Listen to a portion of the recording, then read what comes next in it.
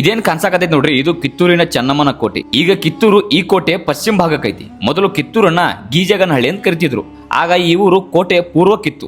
ನೈಸರ್ಗಿಕ ವಿಕೋಪದಿಂದಲೋ ಶತ್ರು ರಾಜರ ದಾಳಿಯಿಂದ ರಕ್ಷಣೆ ಪಡ್ಕೊಳ್ಳೋಕೋ ಅಥವಾ ಯಾವುದೋ ಒಂದು ಕಾರಣದಿಂದ ಈ ಊರಿನ ಮಂದಿ ಪೂರ್ವದಿಂದ ಕೋಟೆಯ ಪಶ್ಚಿಮಕ್ಕೆ ಬಂದ್ ನೆಲೆಸ್ತಾರ. ಹಂಗಾಗಿ ಇಡೀ ಊರನ್ನ ಕಿತ್ತಿಟ್ಟಿದ್ರಿಂದ ಅದಕ್ಕೆ ಕಿತ್ತೂರು ಅಂತೇಳಿ ಹೆಸರು ಬಂತಂತ ಹೇಳ್ತಾರ. ಗಾಯ್ಸ್, ಇದೇನ್ ಕಾಣಿಸಾಕತೈತಿ ನೋಡ್ರಿ, ಇದು ಹಾಲು ಮೊಸರಿನ ಕೊನೆ. ಇಲ್ಲಿ ಮೊದಲೆಲ್ಲ ಮಜ್ಜಿಗೆ ಮಾಡ್ತಿದ್ರಿ. ಮಜ್ಜಿಗೆ ಅಂದ್ರೆ ಯಾವ ರೀತಿ ಮಾಡ್ತಿದ್ರು ಅಂದ್ರೆ ಇವರು ಪರಿಕಲ್ಪನೆ ಹೆಂಗಿತ್ತು ನೋಡ್ರಿ ಆಗಿನ ಕಾಲದಾಗ. ಇಲ್ಲಿ ಇವ್ 4 ಕಡೆ ಏನು ಕಾಣಿಸಾಕತ್ತಾವ ನೋಡ್ರಿ, 4 ಕಡೆ ಪಾತ್ರೆ ಅಥವಾ ಹಂಡೆ ಏನಂತ ಕರಿತೀವಿ ನೋಡ್ರಿ. 4 ಕಡೆ ಇಡೋದ್ರಿ, ನಡುವ ಒಂದು ಕಂಬ ನಿಂದ್ರಿಸಿ ಅದಕ್ಕೆ 4 ಕಡೆ ಎಲ್ಲ ಆಕಾರದ ಕಡಗೋಲ್ ಅಥವಾ ರೌಗಿ ಕುಂದಿರ್ಸಿ ಒಂದು ಮೂಲ್ಯಾಗ ನಿಂತು ಯಾರು ಒಬ್ರು ಹಗ್ಗ ಜಗ್ಗಿದ್ರೆ ಸಾಕು 4 ಹಂಡೆದೊಳಗಿನ ಕಡಗೋಲ್ ತಿರುಗ್ತಿದ್ವು.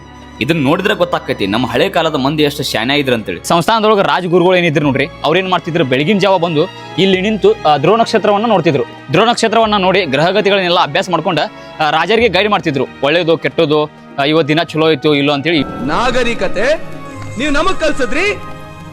ನಿಮ್ಮ ದೇಶ ಕಣ್ತೆರೆಯೋಕ್ಕೂ ಮುಂಚೆ ನಮ್ಮ ದೇಶ ನಾಗರಿಕತೆ ಕಲ್ತಿತ್ತು.